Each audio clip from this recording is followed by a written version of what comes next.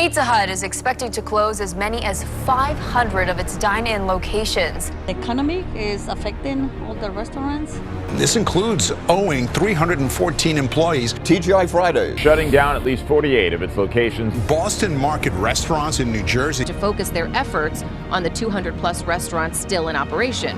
The last time I was there, their food wasn't that great. It had really gone downhill, I think. They were working until suddenly they weren't.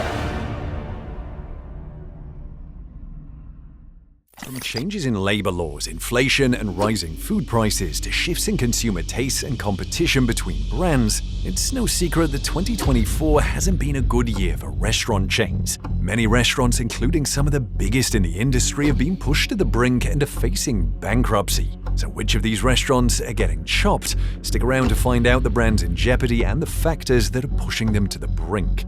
Number 1. Red Lobster.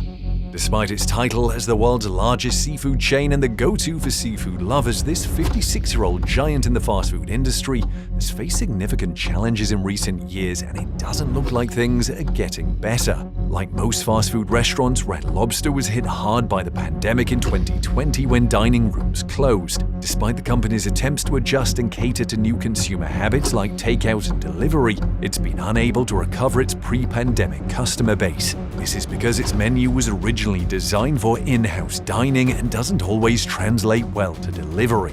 It's also faced steep competition from newer seafood restaurant chains that appeal more to the younger generation, and despite making changes to their menu, things have only gotten worse. In 2023, Red Lobster updated their menu with an endless shrimp deal, allowing customers to enjoy an all-they-can-eat buffet for $20. They reported a loss of $11 million following the deal, and ended up with a change of ownership from a Thai union whose CEO vowed to stop eating lobster after taking a $530 million loss. Red Lobster was forced to file for bankruptcy in May, declaring they were over $1 billion in debt after they had closed down nearly 100 restaurants. They are currently under new management but are facing an uphill battle to return to their former glory. Number 2. Subway.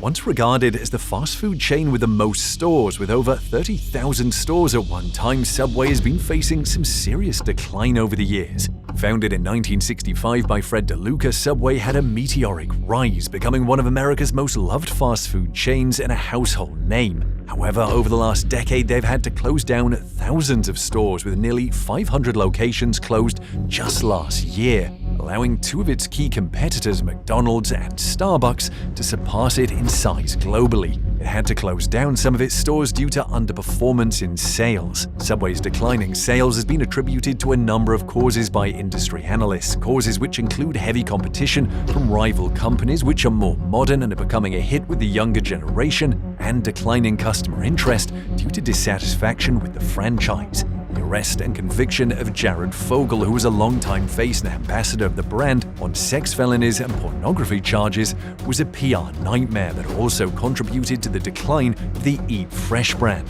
While Subway is making efforts to rebrand and improve its menu, including a soda change from Coke to Pepsi, it still faces heavy competition in the sandwich market and may never reach its former heights. Number 3. Pizza Hut.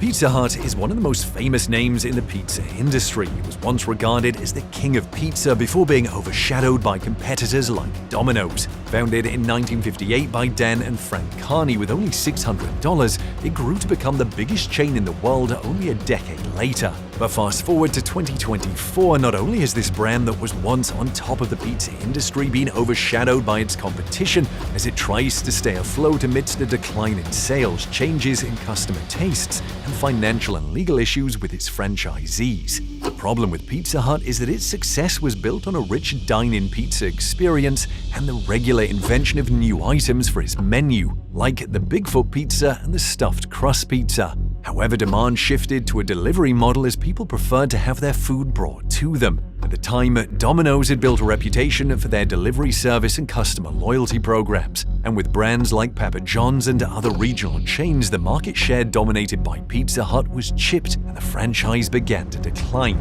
Pizza Hut sales were also badly impacted by the COVID-19 pandemic and challenges with their franchisees. In 2019, Pizza Hut's largest franchisee in the US, NPC International, filed for bankruptcy, which impacted the brand's operations. NPC International owned nearly 1,200 Pizza Hut locations, and the fallout led to the closure of several stores. By 2020, the company announced plans to close up to 500 locations. And the challenges with their franchisees didn't end there, as earlier this year they had to shut down 15 stores with another 120 stores at risk amidst legal battles with one of their franchisees, EYM. Because of Pizza Hut's decline in sales, EYM was forced to file for bankruptcy after defaulting on millions of dollars in payments owed to Pizza Hut. Although Pizza Hut is still one of the largest pizza chains globally, it has a long road ahead to regain its market share and compete against delivery-first rivals like Domino's. The success of its current rebranding efforts and delivery-focused strategy will be key to determining whether Pizza Hut can maintain its relevance or return to its former glory in today's competitive market. Number 4. Boston Market. From its peak in the 90s, when it had over 1,000 locations across the United States, to just 27 locations in 2024, we might be witnessing the last days of the Boston Market franchise. But exactly how did this once famous restaurant end up like this? The cause of death happens to be its current management, the Rohan Group. But even before the Rohan Group acquired the company in 2020, it was already facing a number of challenges. Over the past decade, Boston Market has seen a steady and significant decline in sales, partly due to its changes in consumer preferences. As more people opted for fast and casual options, Boston Market's sit-down format and menu struggled to retain its customer base and appeal to new customers, especially amongst the younger generations. Boston Market also had to face intense competition from fast casual chains like Panera and KFC, which offered similar products but with a more modern approach. And with the rise of healthier and trendier alternatives, Boston Market, which was seen as offering heavier comfort food that appealed to an older demographic, struggled to maintain its relevance and keep up with the times. In 1998, the chain filed for bankruptcy as the desire for its homespun meals faded away. McDonald's bought the company in 2000 and sold it 7 years later to Sun Capital Partners, which sold it a year later to Engage Brands, a Rohan Group of companies subsidiary owned by Jay Pandya. And that was the final nail in the coffin. They were affected heavily by the pandemic and suffered from operational issues and mismanagement. In 2023, several stores were closed because of unpaid wages and health violations, and in February they lost a $12 million lawsuit. Attempts have been made to revitalize its brand, such as introducing new menu items and limited-time offers. However, these efforts did nothing to reverse its decline in sales and store closures. Boston Market continues to face an uncertain future, with store closures and legal battles taking a toll on the business. And while the brand still has loyal customers, it will need nothing short of a miracle, or at least a significant overhaul of its business model and menu to survive. Number 5. Applebee's. Applebee's is yet another brand experiencing a drop in sales and customers. In 2023, they were forced to close 46 locations due to underperformance in sales, and this year 35 more locations have been closed. These challenges have been reflected in their quarterly sales. Their quarterly earnings from August show the chain has seen a drop in same-store sales by 1.8% in the United States, forcing its parent company, Dine Brands, to lower its annual sales projections. Applebee's is now expecting a 2% to 4% decline in same-store sales, a sharp contrast to the slight growth of 0 to 2% they initially anticipated. Applebee's has been grappling with financial struggles for a few years, and the start of the 2020 pandemic only worsened their already bad situation. There are several factors that contributed to these challenges, such as inflation and changing consumer behaviors, as people are now opting to eat at home and prefer delivery-based fast food. Even customers who dine at Applebee's tend to choose lower-priced menu items as a result of increased prices, affecting their overall revenue. In response, Applebee's has been promoting value-driven offers like the return of their all-you-can-eat deals in an effort to attract more customers, and is focusing on improving their takeout and delivery services, which have also seen a drop in sales recently. Dine Brands Global, owners of Applebee's and IHOP, have unveiled plans to also combine their restaurants. The plan is to have a single building for Applebee's and IHOP to be able to draw a crowd from patrons of both brands and to only pay operation costs for one building. Think of it as a 2-for-1 deal, combining two well-known brands in one, but only time will tell if that's enough to save the franchise. Number 6. TGI Fridays. TGI Fridays has had a rough couple of years, from a decline in sales and closure of multiple stores to a $375 million debt.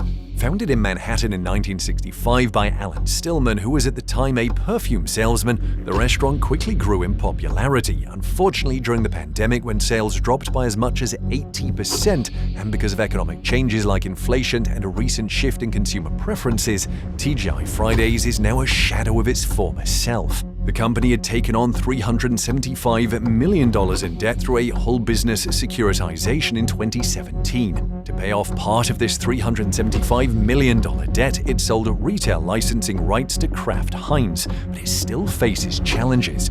In 2024, Citibank terminated TGI Fridays as the manager of this financing arrangement due to mismanagement, adding to their issues. The company continues to close stores and reduce operations as it now grapples with declining sales and debt. Intense competition from other casual dining brands like Applebee's and Chili's, as well as broader challenges like inflation and new consumer dining habits, are constant problems TGI Fridays will have to overcome. Although they have made efforts to adapt by refreshing its menu and implementing changes in its management structure, its US restaurant count has continued to decline, with the latest closures further reducing its footprint. Despite these closures, their global presence and the backing of private equity have helped stabilize some operations, but it continues to face challenges in maintaining its relevance in a crowded market. With iconic brands like Pizza Hut, Boston Market, and many others struggling to stay in the fast food game, whether you're a fan of these names or simply curious about the future of the restaurant industry, it's clear that the coming years will continue to reshape how and where we eat. Due to shifting consumer preferences, economic factors, and fierce competition, the landscape of dining is evolving rapidly, and while some chains are working hard to adapt, others may not survive the current wave of closures. Thanks for watching. Don't forget to like and subscribe and hit the notification button so you can stay up to date with more insights and scoops in the world of business, food, and beyond.